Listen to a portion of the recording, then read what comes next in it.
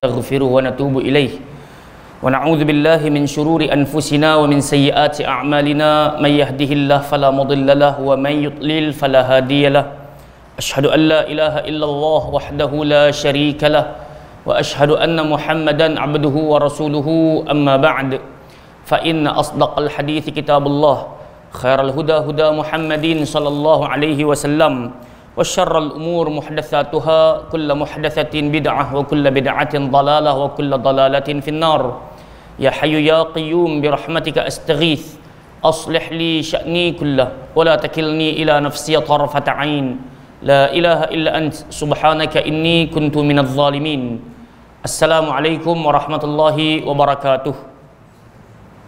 Alhamdulillah, alhamdulillah, bersyukur kita kepada Allah Azza wa Jalla dengan limpah inayah, pertolongan hidayah yang Allah Ta'ala kurnia bekal buat kita sekali lagi di pagi hari penuh barakah ini dapat sama-sama kita bertemu dalam rumah Allah Azza wa Jalla, tak lain tidak bukan untuk sama-sama kita menjalankan ketaatan, untuk kita mempertontonkan iman kita hanya kepada Allah Subhanahu wa Ta'ala dengan jalan kita mendirikan salat fardu subuh secara berjamaah sesuailah dengan apa yang Allah Azza wa Jalla telah perintahkan ke atas kita dengan firman-Nya, wa aqimus salata wa atuz zakah wa ma tuqaddimu li anfusikum min khair tajiduhu indallah innallaha bima ta'maluna basir. Kata Allah Subhanahu wa Ta'ala kepada kita, dirikanlah salat, tunaikanlah zakat. Apa sahaja bentuk kebaikan yang kalian persembahkan kepada Allah, nescaya kalian akan dapat pahala dan juga ganjarannya di sisi Allah. Ini kerana sesungguhnya Allah Subhanahu wa Ta'ala senantiasa melihat akan apa yang kalian semua kerjakan. Jamaah yang dimuliakan oleh Allah Subhanahu wa Ta'ala, tambah kita bersyukur pada Allah Azza wa Jalla, bukan setakat Allah kurniakan kepada kita nikmat dapat berhimpun bertemu di rumahnya ini untuk mendirikan salat fardu subuh secara berjamaah, namun yang lebih utama kita bersyukur pada Allah Azza wa Jalla, Allah berikan kepada kita ruang dan peluang di kali ini. Allah memilih wajah-wajah hati-hati kita dan wajah-wajah kita di kali ini untuk terus kekal bersemi di dalam rumahnya ini untuk kita menapaki jalan kebaikan yang berikutnya, dan itulah dia jalan menuntut ilmu. Jalan di mana Nabi SAW bersabda, wa man salaka tariqa yaltamisu fihi ilma sahalallahu lahu bihi tariqan ilal jannah. Barang siapa meniti sebuah jalan untuk dia dapatkan ilmu pengetahuan, pastilah Allah Subhanahu wa Ta'ala akan permudahkan baginya dia jalan untuk dia masuk ke dalam syurga Allah Subhanahu wa Ta'ala. Kita bermohon, berdoa kepada Allah, moga-moga sedikit daripada usaha dan upaya kita di pagi hari ini di sisi Allah ianya dihitung sebagai amal saleh, dan dengannya kita senantiasa berharap agar kita sama-sama dipermudahkan oleh Allah untuk masuk ke dalam jannatil firdausil a'la. Amin ya rabbal alamin. InsyaAllah tazkirah subuh kita di pagi hari ini berkenaan dengan istiqamah. Jamaah yang dimuliakan oleh Allah Subhanahu wa Ta'ala, sebelum itu suka saya membacakan sebuah hadis Nabi SAW di mana baginda pernah menyebutkan, ni'matani maghbunun fihi ma katsirun minan nas, as-sihhatu wal faragh. Ada dua nikmat yang manusia senantiasa tertipu, ada dua nikmat yang manusia senantiasa memandang remeh dan lekeh terhadapnya. Itulah dia nikmat sihat, itulah dia nikmat masa lapang. Maka dengan itu, ketika Allah Azza wa Jalla kurniakan kepada kita kesihatan, jamaah sekalian, maksimalkanlah nikmat tersebut untuk sama-sama kita mensyukuri nikmat Allah Subhanahu wa Ta'ala. Dan ketika Allah Azza wa Jalla kurniakan kepada kita waktu lapang, gunakanlah waktu tersebut juga untuk kita mensyukuri nikmat Allah Subhanahu wa Ta'ala. Kalaulah kita perhatikan dalam Al-Quranul Karim, ada satu surah yang paling pendek Allah Ta'ala turunkan, di antaranya adalah surah Al-Asr, di mana Allah sebut, demi masa, innal insana lafi khusr, sesungguhnya manusia senantiasa berada dalam kerugian kecuali 4 kelompok, kecuali orang yang memiliki 4 sifat. Apa 4 sifat tersebut? Illal ladzina amanu wa amilus salihat, orang yang beriman, orang beramal saleh. Wa tawasau bil haqq, orang yang berpesan-pesan dengan kebenaran. Wa tawasau bis sabr, dan juga orang yang berpesan-pesan dengan kesabaran. Al-Imam Syafi'i rahmatullahi alaih ketika membacakan surah ini, maka beliau telah pun menyatakan, lau tadabburan nasu hadhihi surah lawasa'athum atau kama qala. Kata beliau hafizahullah, kata beliau rahimahullahu taala, kalaulah manusia mentadabburi surah Al-Asr ini sungguh-sungguh, nescaya surah ini telah mencukupkan dirinya untuk terus tidak buang masa, untuk terus melakukan kebaikan dan meninggalkan perkara yang dilarang oleh Allah Subhanahu wa Ta'ala. Maka dengan itu, benarlah ketika mana Allah Subhanahu wa Ta'ala menghalau iblis keluar daripada syurganya. Apa kata iblis dalam modus operandinya? thumma la'atiyannahum min baini aydihim wa min khalfihim wa an aymanihim wa an syama'ilihim wala tajidu aktsarahum syakirin. Ya Allah, dek kerana engkau telah menghalau aku keluar daripada syurgamu dalam keadaan terhina, maka inilah janjiku, aku benar-benar akan mendatangi setiap di kalangan hamba-hambamu dari arah depan, arah belakang, arah kanan, arah kiri, dan aku akan membuat dalam ramai-ramai mereka hanya sedikit sahaja yang bersyukur. Jadi sebab itu jamaah yang dimulakan oleh Allah Subhanahu Wa Taala, kita tak putus-putus mengucapkan lafaz alhamdulillah, tanda kita syukur pada Allah Azza wa Jalla. Bukan setakat Allah Taala jemput kita masuk dalam bulan Ramadan, malah Allah Subhanahu wa Taala Maha baik izinkan kepada kita untuk sama-sama bersahur sebelum daripada kita hadir kemari, kemudian dapat sama-sama datang ke rumah Allah Subhanahu wa Taala, kemudian sama-sama dapat solat fardu subuh secara berjamaah, kemudian sama-sama dapat duduk dalam majlis ilmu di kala ini. Inilah di antara nikmat dan tanda Allah Azza wa Jalla sayang kepada kita. Sebagaimana firman Allah dalam muka surat 23, surah Al-Baqarah, Allah Taala sebut fadhkuruni adzkurkum. Apa kata Allah Subhanahu wa Taala? Kalian semua tolonglah ingat aku, supaya aku pula akan ingat kepada kalian. Dalam tafsir Ibnu Katsir diceritakan kepada kita, ingatlah Allah dengan apa? Ingatlah dengan ketaatan. Nescaya aku akan ingat kalian dengan pengampunan. Ini maksud fadhkuruni adzkurkum. Ingatlah aku dengan ketaatan, nescaya aku akan ingat kalian dengan pengampunan. Sebab kita dah syarah pada malam hari tadi jemaah sekalian, benda yang paling utama kita perlukan dalam kehidupan ini selain daripada rahmat Allah Subhanahu wa Taala adalah pengampunan. Jadi sebab itu Nabi SAW saban pagi ataupun saban hari mengucapkan, wallahi inni la astaghfiru ila Allah wa atubu ilaih fil yaumi aktsara min 70 marrah. Demi Allah, kata baginda, aku sendiri pun beristighfar, aku sendiri pun bertaubat kepada Allah dalam satu hari lebih 70 kali, dalam sebahagian matan 100 kali. Jadi jamaah yang dimuliakan Allah Subhanahu wa Taala, itu bentuk mukaddimahnya. Moga-moga kita memulakan hari kita dengan keadaan Allah Ta'ala ampuni. Begitu juga Allah kita mengakhirkan hari kita, moga-moga Allah Ta'ala maafkan seluruh kesalahan kita. Amin ya Rabbal Alamin. Baik, jom sama-sama kita pergi kepada apa yang kita nak bahaskan pada pagi hari ini berkenaan dengan istiqamah. Jamaah yang dimuliakan Allah Subhanahu Wa Ta'ala, sedar ataupun tak sedar, hari ini dah masuk hari yang ke 26 hari kita berpuasa. Malam hari ini insya-Allah malam yang ke-26. Makanya satu waktu dahulu kita tertanya-tanya, bila nak sampai Ramadan? Sampai-sampai kita akan dengar para imam di surau dan juga masjid yang lain akan membacakan Allahumma barik lana fi Rajabin wa Sya'bana wa ballighna Ramadan. Kemudian kita dengar pula Allahumma barik lana fi Sya'ban wa ballighna Ramadan. Dan di kala ini kita pernah dengar juga imam-imam baca apa? Allahumma barik lana fi Ramadan wa ballighna lailatul qadar. Betul tak? Menunjukkan sedikit demi sedikit kita telah pun memasuki fasa-fasa terakhir dalam bulan Ramadan. Dan kita semua sedia maklum jamaah yang dimuliakan Allah Subhanahu wa Taala, Ramadan juga dipanggil sebagai madrasah, sekolah. Kerana itu bila dipanggil sekolah, kita tengok dalam hadis Ibnu Abbas radhiyallahu anhuma, kata beliau, kana Rasulullah sallallahu alaihi wasallam ajwadan nas. Adalah Nabi kita Muhammad sallallahu alaihi wasallam manusia yang paling dermawan. Wa kana ma yakunu fi Ramadan. Kedermawanan Nabi sangatlah terserlah ketika masuk dalam bulan Ramadan. Bila? Hina yalqahu Jibril fi kulli lailatin. Ketika malaikat Jibril bertemu dengan Nabi sallallahu alaihi wasallam pada saban malam. Apa Nabi dengan Jibril buat alaihi wasallam? Fayudarisuhul Quran. Jibril akan mengajarkan Quran kepada Nabi. So, bila kita kata Ramadan adalah madrasah, dalamnya ada tadarus. Betul tak? Kita kata sekolah Ramadan ini dalam dia ada proses pembelajaran. Apa pelajaran tersebut? Ketika Jibril alaihi salam bertemu dengan Nabi sallallahu alaihi wasallam, berlakulah proses tadarus. Sebab tu kita juga dianjurkan bila masuk dekat dalam bulan Ramadan untuk sama-sama memperbanyakkan bacaan Al-Quran. Inilah yang dilakukan oleh salafus salih. Imam Malik rahmatullahi alaih sampai tutup kelas-kelas hadis dalam masjid Nabi, semata-mata nak sibukkan waktu dengan baca Al-Quran. Sebahagian di kalangan salafus salih, tabi'ut tabi'in, tabi'in dan seterusnya, mereka sampai dalam bulan Rejab pun dah tutup kedai-kedai semua, dah tak berniaga dah, sebab sibuk nak baca Quran kan. So kita hari ni pun kena ada semangat yang sama. Sebab ada seorang penyair dia kata, watslul Quran wasabbih fihi mujtahida fa innahu syahru tasbihin wa Quran. Bila kalian masuk dekat dalam bulan ini, jangan jadikan bulan ini sebagai bulan kemaksiatan. Apa nak kena bikin? Bacalah Quran sungguh-sungguh, banyaklah puji Allah Subhanahu wa taala. Kerana bulan ini dikenali sebagai bulan Al-Quran, bulan ini dikenal sebagai bulan memuji Tuhan. Kam kunta ta'rifu mimman sama salaf min baini ahlin wa ikhwanin wa jiranin.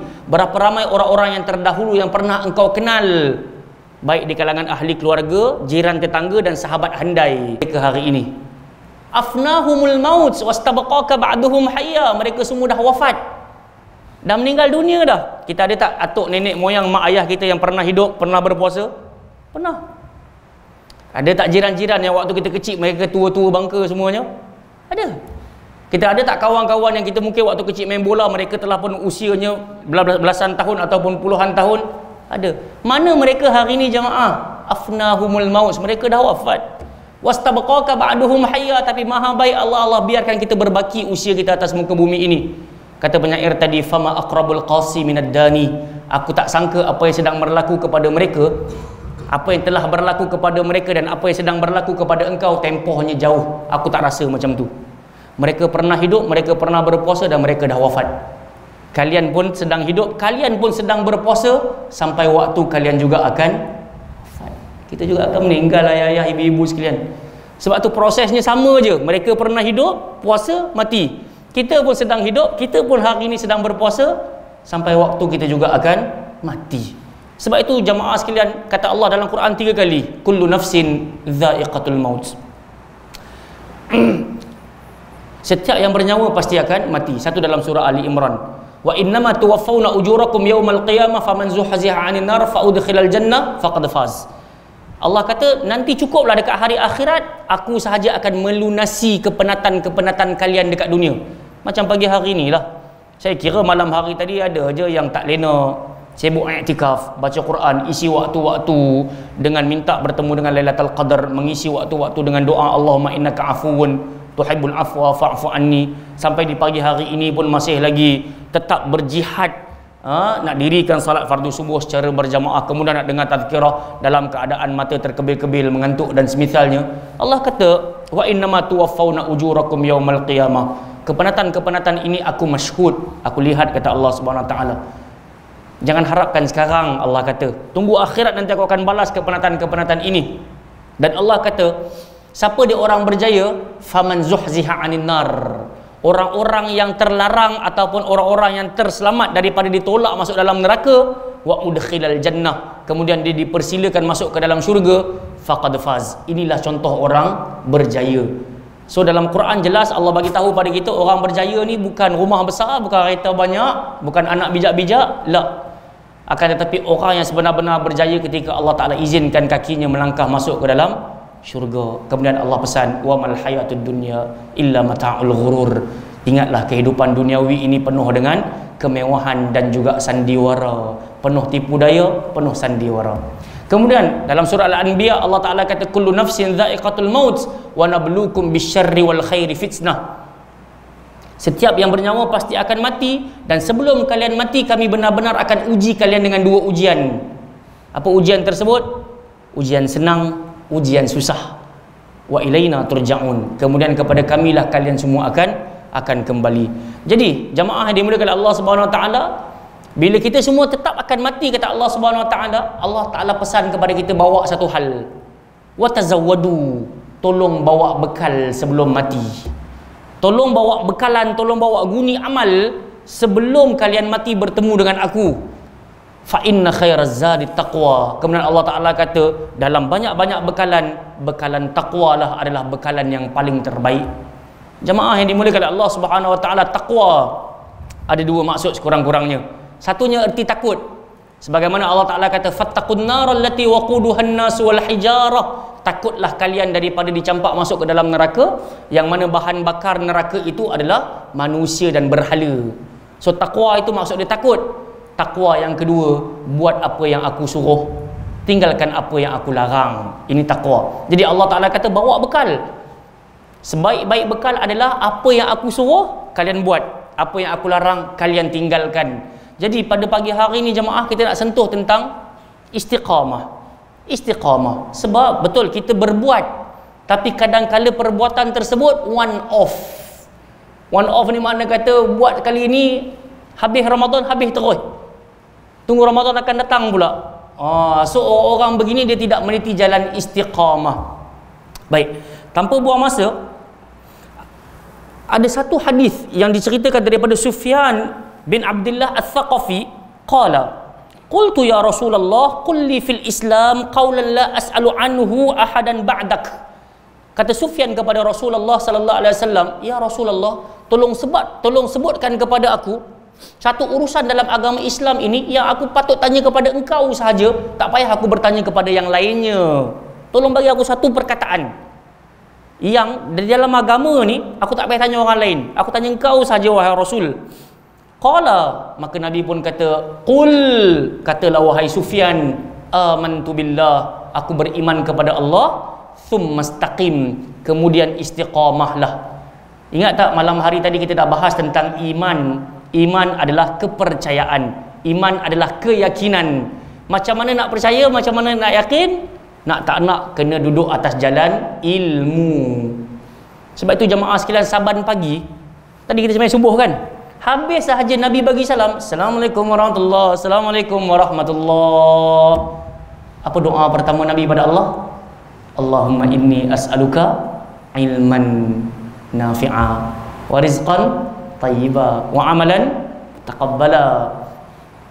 Ini di antara ucapan pertama Nabi ketika Nabi memulakan pagi hari Nabi. Ya Allah, kurniakan pada aku ilmu. Ya Allah, berikan kepada aku rezeki. Dan ya Allah, tolonglah terima amalan-amalanku. Kenapa jemaah sekalian Nabi minta ilmu? Kerana dengan memiliki ilmu yang bermanfaat, inilah yang akan bawa kepada kekentalan iman, kepada kekuatan kepercayaan dan juga keyakinan. Sebab kalau setakat percaya, ramai je orang kat luar percaya. Ada syurga, ada neraka. Ada pahala, ada dosa. Betul tak? Tapi dalam waktu yang sama, dia tidak duduk pun di atas jalan nak masuk syurga. Dia hanya kata, aku percaya je. Aku percaya ada lepas mati nanti mesti ada azab. Ada azab kubur, ada azab neraka, ada nikmat syurga, ada nikmat dekat dalam kubur. Tapi dia buat macam biasa je. Dia puasa pun dia tak puasa, tengah puasa pun dia tak jaga mulut. Kan dia semayang pun asal aku angkat takbir bagi salam sudahlah. So orang macam ni jemaah sekalian, dia tak dianggap sebagai orang yang beriman dengan sebenar-benar iman. Sebab itu bila Nabi kata kepada Sufyan, qul, katakanlah wahai Sufyan, amantu billah, aku beriman kepada Allah. Maksudnya bukan setakat aku beriman, bukan setakat itu, tapi makna katanya engkau cari ilmu, kemudian kau beramal dengan ilmu tersebut, barulah dipanggil orang tersebut beriman. Perasan tak ayah-ayah, ibu-ibu sekalian, bila kita baca banyak ayat Al-Quran, bila ada perkataan iman, lepas tu mesti ada perkataan apa? Wa amilus salihat. Betul tak? Illal ladzina amanu wa amilus salihat.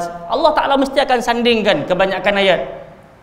Kecuali orang-orang yang beriman dan orang yang beramal dengan amal soleh. So macam mana dia nak beramal kalau dia tak ada ilmu? Macam mana dia nak beramal kalau dia tak percaya?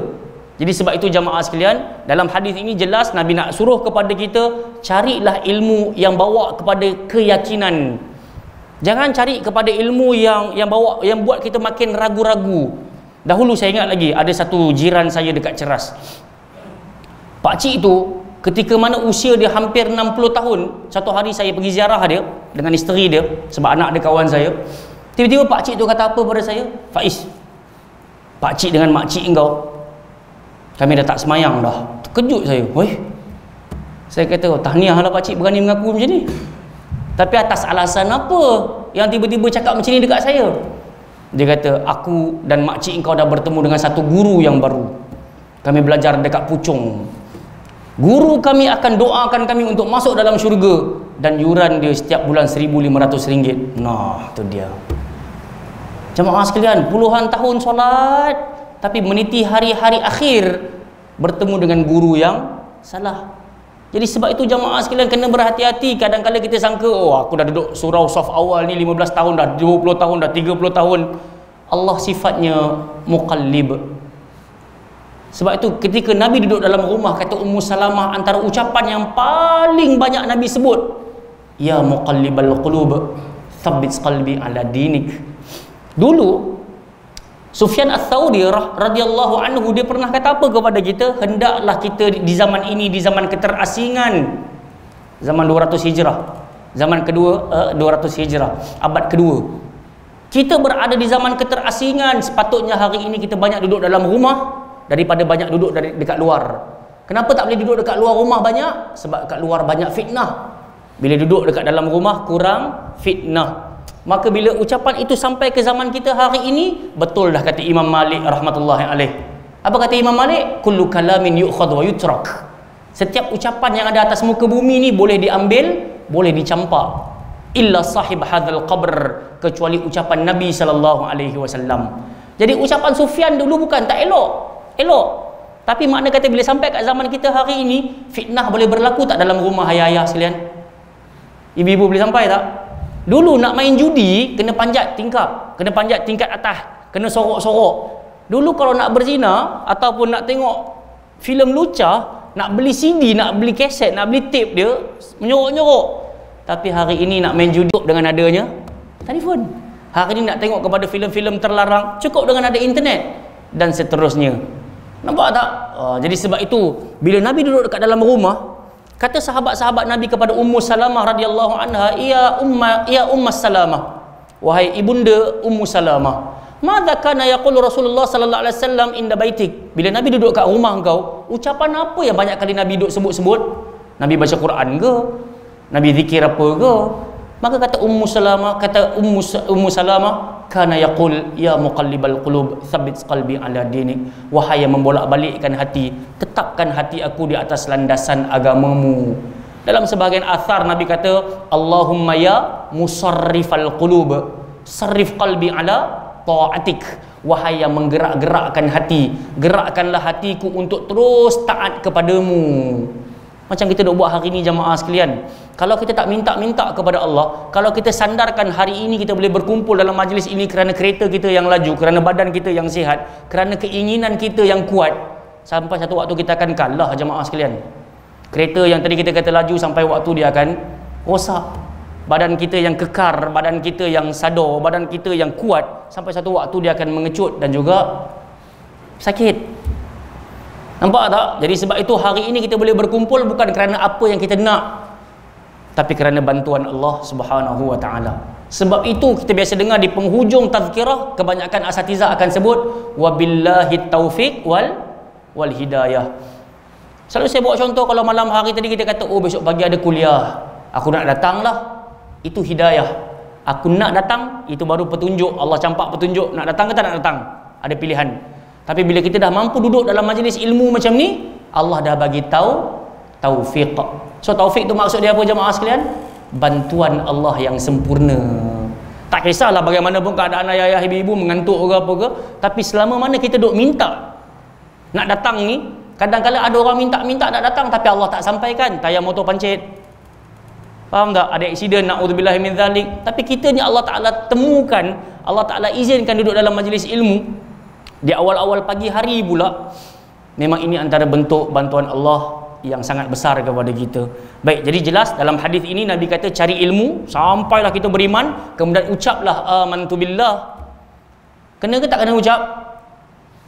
Kena. Sebab iman jamaah sekalian, ibu-ibu, ayah-ayah, dia bukan melibatkan hati semata-mata. Iman ada 3 juga elemen dia. Hati, ucapan, perbuatan. Sebab itu kalau kita dapat tengok dalam surah Ali Imran, Allah Ta'ala kata ciri-ciri orang yang Allah nak bagi dia syurganya, alladzina yaquluna rabbana innana amanna, orang-orang yang mengucapkan pada lisan mereka, wahai Tuhan kami, sesungguhnya kami telah beriman. Maksudnya dia kena cakap.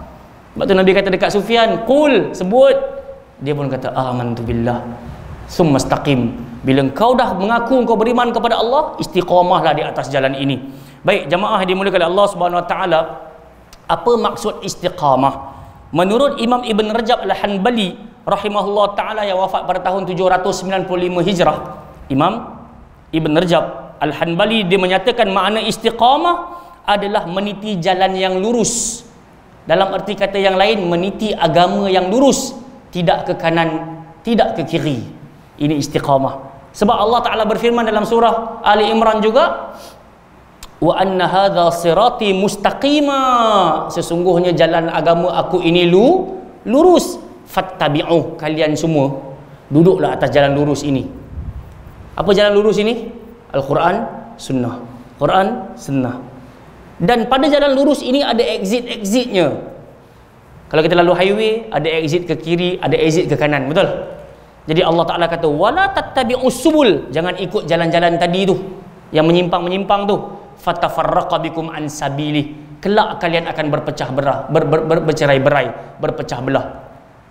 Jadi jamaah yang dimuliakan oleh Allah Subhanahu Wa Taala, menerusi ayat Quran ini, Imam Ibn Rajab Al-Hanbali rahimahullah taala, dia kata istiqamah ini meniti jalan lurus, iaitu meniti agama yang lurus dengan tidak belok kanan ataupun kiri. Dan istiqamah mencakup melakukan semua ketaatan yang zahir dan yang batin, dan meninggalkan semua perkara yang dilarang. Jadi jelas nak istiqamah ini kena buat apa yang Allah Ta'ala suruh, tinggal apa yang Allah Ta'ala larang.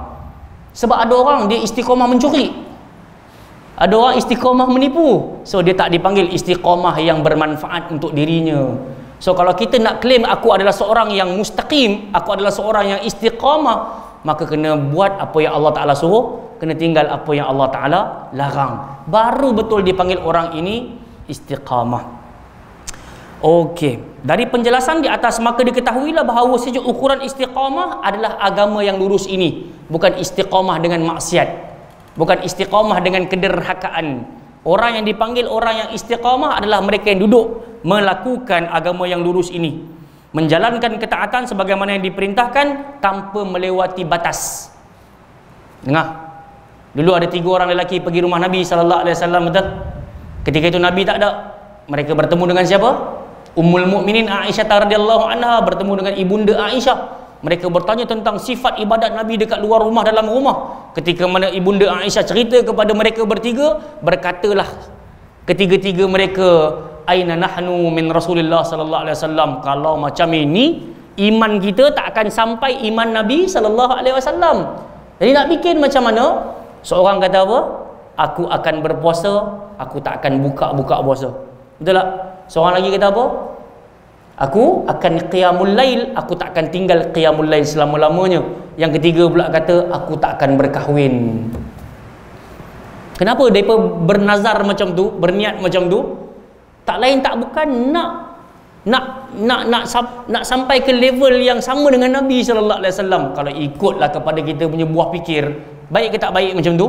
Baiklah.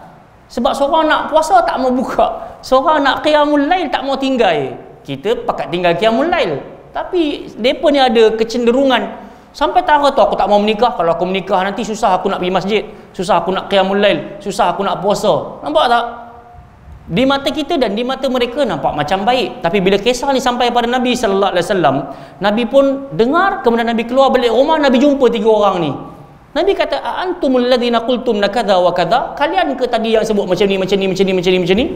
Maka kata mereka bertiga, bala ya Rasulullah, kamilah 3 orang tu. Maka Nabi kata apa? Sesungguhnya aku berpuasa, aku pun berbuka, aku qiyamul lail, aku pun tidur berehat, dan aku pun berkahwin. Maka Nabi tutup ucapan Nabi dengan ayat ancaman. Nabi kata, faman raghiba an sunnati falaysa minni, barang siapa menyelisihi sunnah aku, maka dia bukan tergolong di kalangan umat aku. Jadi patah balik pada ayat ini, istiqamah melakukan ketaatan sebagaimana yang diperintahkan tanpa melewati batas. Sebab setiap di kalangan kita ni ada batas-batasnya, betul tak? Ada hari kita boleh baca Quran 1 juzuk, ada hari kita tak mampu nak baca 1 juzuk pun, setengah muka pun tak boleh baca. Jadi di sinilah yang Allah Ta'ala pesan, fattaqullaha mastata'tum, kalian semua pakat-pakatlah bertakwa kepada Allah ikut kadar kemampuan.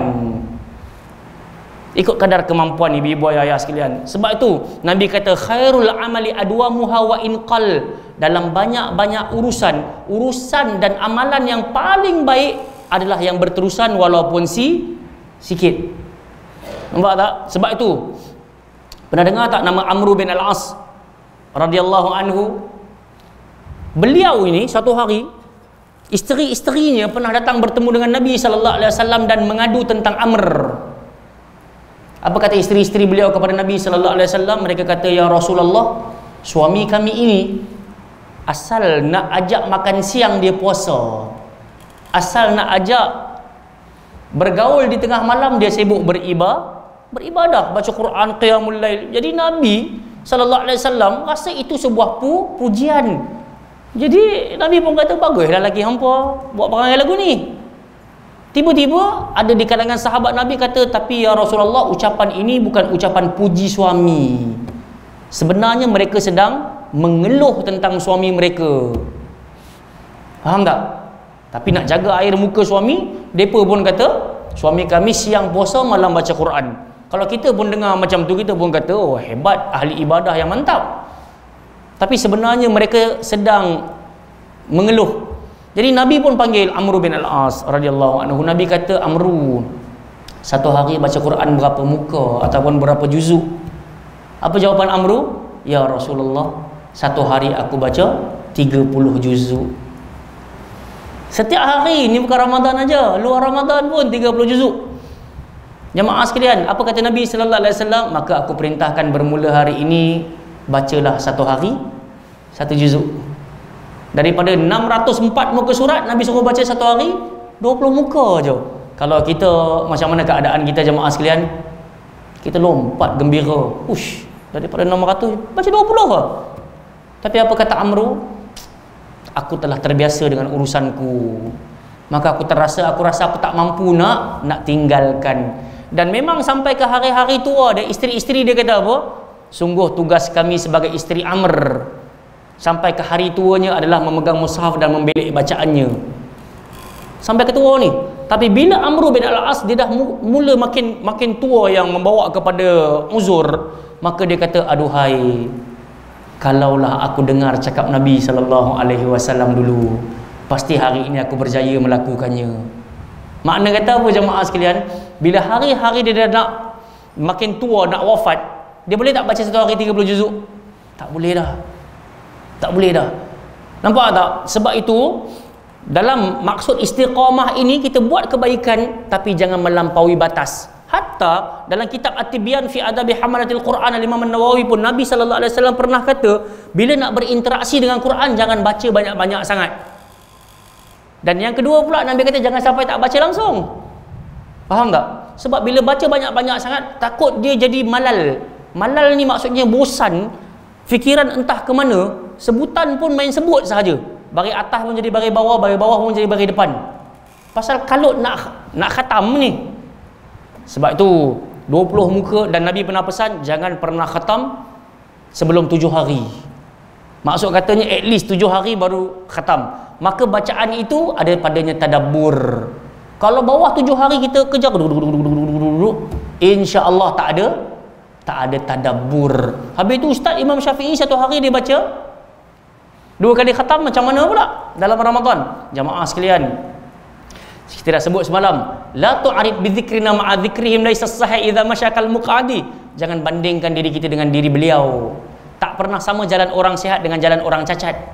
Sebab Imam Syafi'i dia bukan Ramadan je baca Quran, dia luar Ramadan pun dia sibuk juga baca Quran. So bila masuk dekat dalam Ramadan, sambil berjalan kaki, sambil nak masak ke, sambil nak berjalan ke masjid ke, tetap mengulang-ulang Quran. Kita pula bila ada Quran buka baru nak baca. Sebab tu ada orang pernah tanya, Ustaz macam tak logik je Imam Syafi'i baca satu hari 2 kali khatam 1200 muka, macam tak logik je. Pasal bila saya pasang YouTube Masyari Rashid Al-Afasi, dia baca apa? Al-Baqarah saja dekat 3 jam kan. So baru Al-Baqarah 3 jam, belum masuk Ali Imran, belum masuk An-Nisa. Kalau nak sampai An-Nas lebih 24 jam. So kita kata yang Masyari yang kita duk dengar dekat dalam YouTube tu, dia baca secara tartil, slow and steady. Tapi orang yang kalau dah hafal Quran, dia boleh baca secara hadar. Beza. Kita mungkin baca Alhamdulillahi Rabbil Alamin Ar-Rahmanir Rahim Maliki Yaumiddin. Kita mungkin baca macam tu. Tapi untuk orang yang hafal Quran, Dia tak baca macam tu. Innal ladzina kafaru sawa'un 'alaihim a'adzartahum am lam tunzirhum la yu'minun. Khatamallahu 'ala qulubihim wa 'ala sam'ihim wa 'ala absarihim ghishawa wa lahum 'adzabun 'adzim. Laju tapi tak buang tajwid. Ada beza. Sebab tu tak mustahil. Sampai ke zaman ini pun ada di antara teman-teman saya yang satu hari baca 30 juzuk. Dan orang tu pun ada kat Ipoh ni juga. Masya Allah, tabarakallah. Nak cerita jamaah sekalian, memang ada. Kenapa dia boleh baca satu hari 30 juzuk? Pasal dia istiqamah, mengulang-ulang hafalan Quran dia. Nampak tak? Baik. Jadi saya nak pergi kepada yang berikutnya. Anggota-anggota istiqamah ataupun elemen-elemen istiqamah pun ada 3 juga. Satu dengan hati, satu anggota badan. Kita syarah dulu. Yang pertama dengan hati. Allah Subhanahu wa taala berfirman dalam surah Al-Ahqaf ayat 13, "Innal ladzina qalu rabbuna Allah tsumma istaqamu." Allah kata sesungguhnya orang-orang yang mengatakan Tuhan kami adalah Allah, kemudian mereka tetap istiqamah ataupun meneguhkan pendirian mereka, iaitu mereka tidak berpaling kepada selain Allah Subhanahu wa taala. Dengar. Ketika hati telah istiqamah di atas jalan ma'rifah, mengenal Allah, serta ada padanya al-khauf, takut terhadap azab Allah Subhanahu wa taala ataupun al-khasyah, dia mengagungkan Allah, dia hormat cinta kepada Allah taala, berharap kepada Allah, berdoa kepada Allah, tawakal kepada Allah, maka semua anggota badan juga akan istiqamah di atas jalan kepadanya. Saya ulang sekali lagi. Apabila hati telah duduk di atas jalan istiqamah, dia senantiasa berdoa, berharap pada Allah, dia minta-minta dekat Allah Ta'ala, maka anggota yang lain pun akan turut ikut. Sebab Nabi kata, ala inna fil jasadi mudghah, dalam tubuh badan kita ni ada segumpal darah. Idza saluhat saluhal jasadu kulluh, kalaulah seketul darah, segumpal darah tadi itu dia baik, maka akan baiklah satu badan. Kalau dia rosak, rosaklah satu badan. Apa dia? Ala wahiyal qalb. Nabi kata dia adalah hati. Jadi jamaah sekalian, kalau kita nak berubah di sini, bukan berubah dengan pakaian. Ada orang daripada nakal nak jadi baik, daripada toleh nak menjadi soleh, maka dia bukan berubah dengan pakaian dulu. Hatinya kena cenderung kepada ilmu, kena minta sungguh-sungguh pada Allah Azza wa Jal. Akhirnya pakaian akan sampai, pakaian yang baik-baik, ataupun anggota tubuh badan dia akan buat yang sepatutnya.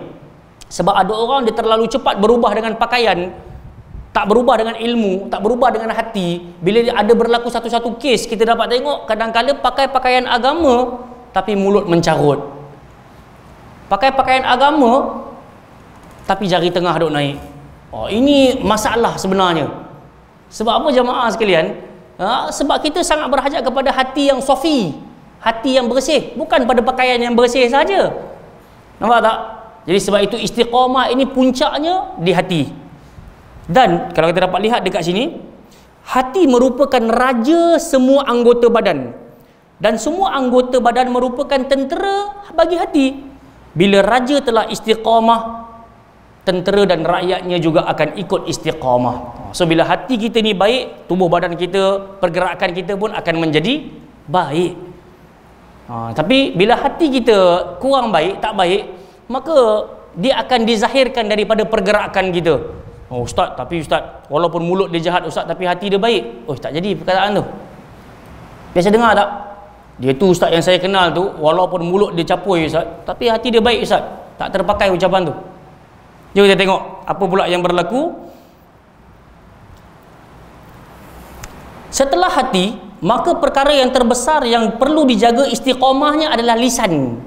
Bila hati telah baik, ada benda kedua yang kita betul-betul nak bagi keutamaan padanya, mulut. Dengan baik-baik. Kerana Nabi SAW pernah ditanya, ya Rasulullah, apakah perkara yang menyebabkan ramai manusia masuk syurga? Nabi kata apa? Taqwallah husnul khuluq. Takwa kepada Allah dan akhlak baik. Apa yang menyebabkan ramai manusia masuk neraka? Nabi kata 2 lubang. Lubang mulut, lubang kemaluan. Ramai orang masuk neraka pasal 2 lubang ni. So berhati-hati dengan 2 lubang ini. Satunya dalam azab kubur, Nabi pernah berjalan dekat atas kubur, Nabi kata apa? Innahuma la yu'adzaban wa ma yu'adzabani fi kabir. 2 orang dalam kubur ni sedang kena azab. nak menunjukkan adanya azab kubur. Dan Nabi SAW diwahyukan mereka sedang diazab, dan Nabi kata mereka tidaklah diazab kerana perkara yang besar di atas sangkaan mereka. Seorang kena azab sebab la yastatiru minal baul, dia tidak berhadas dengan baik ketika dia buang air kecil, dia tak cuci elok-elok, kemaluan. Wa ammal akhar fakana yamshi bin namimah, orang kedua kena azab dekat dalam kubur sebab waktu dia hidup dia asyik bawa mulut, orang tu tak kena, orang ni tak kena, orang tu tak kena, orang ni tak kena. Jadi benar dah kata Nabi, ramai orang kena azab baik dalam kubur ataupun dekat dalam neraka kerana kemaluan, kerana lubang mulut. Jadi patah balik kepada hadis ini, poin ini, elemen istiqamah ada 3. Hati tadi, perbuatan yang kita kata hati adalah raja, perbuatan adalah tentera ataupun rakyat jelata. Bila hati telah bagi order, maka perlakuan pun akan turut serta taat kepada apa yang diucapkan oleh hati. Dan yang ketiga adalah lisan. Kata Nabi SAW dalam hadis riwayat Imam Ahmad, disampaikan daripada Anas bin Malik, kata baginda, la yastaqimu imanu abdin hatta yastaqima qalbuhu, wala yastaqimu qalbuhu hatta yastaqima lisanuhu, wala yadkhulu rajulul jannah la ya'manu jaruhu bawa'iqah. Apa kata baginda SAW? Iman seorang hamba tak akan pernah duduk atas jalan istiqamah. Dengar baik-baik, kita semua klaim kita ni beriman, tapi kita ni istiqamah ataupun tidak, kita kena kembali pada hadis ni. Nabi kata iman seseorang tak akan duduk atas jalan istiqamah sehingga hati dia istiqamah. Jadi kita senantiasa berdoa pada Allah, semoga kekuatan kita di pagi hari ni bukan duduk dalam Ramadan je. Hati nak kena kuat dulu, ibu-ibu, ayah-ayah sekalian. Kemudian apa lagi kata Nabi? Dan hati seseorang hamba tidak akan istiqamah sehingga lisan dia istiqamah. Jadi puncak kepada hati ni betul-betul jadi kuat ketika lidah kita pun kuat. Lidah kita ni minta tolong pada Allah, lidah kita ni berdoa sungguh-sungguh, lidah kita minta perlindungan Allah, maka hati pun akan istiqamah. Dan orang yang jiran dia tidak aman daripada kejahatannya, kata Nabi, dia tak akan masuk syurga Allah Subhanahu Wa Taala. Dengar, kenapa tiba-tiba Nabi relate dengan jiran ni?